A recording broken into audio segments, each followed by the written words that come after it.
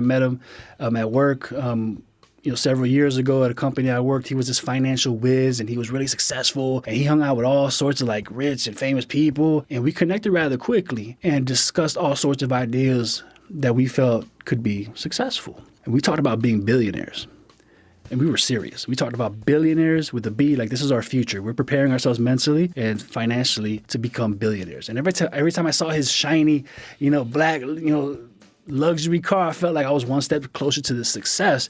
And I let him know about an idea that I had for a tech startup. And he loved it. He even gave it a secret name, and we brought somebody else who used to work at a major tech company to discuss it, and she loved it. We contacted more people who could possibly help build this next tech giant. And, I've always had ideas, but rarely have I had the money to execute on those ideas. And now I felt like I finally had some financial muscle behind me to make things happen. In my mind, I already had I purchased an island, I flew there on a private jet. It was chartered because I don't want the hassle of private jet ownership because I'm a frugal billionaire. I'd probably still be rocking t-shirts like the one that I'm rocking right now. And it was beautiful. Beautiful jet, beautiful island.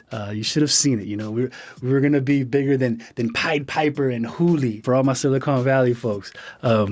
I love that show. I'm way behind on that show, by the way. But anyway, Hooli and Pied Piper, compared to us, they were going to be mere amateurs, right? We're going to have all sorts of like zany adventures and tackle first world problems like the folks on Silicon Valley. Like, what do you do when you drop your avocado toast on your laptop and now your servers are down and that potential investor you had a meeting with at noon canceled because they put sugar in their coffee and that just ruined everything. Download speeds are not fast enough. It's taking 0.5 seconds. It take 0.3 seconds. We're going to do all that stuff, right? We were going to be full-fledged card-carrying members of the 3 Comma Club, aka billionaires. And I had already decided that our chief technology officer was going to speak at TechCrunch Disrupt because my mentor to B and I, we weren't really that technical. We're more like marketing guys. We're big picture guys. We wanted the nerds, the engineering nerds in the back. We wanted to throw that guy on stage so he can answer any of the tough questions. In my mind, investors were going to fight to the death over investing in our company, and the potential for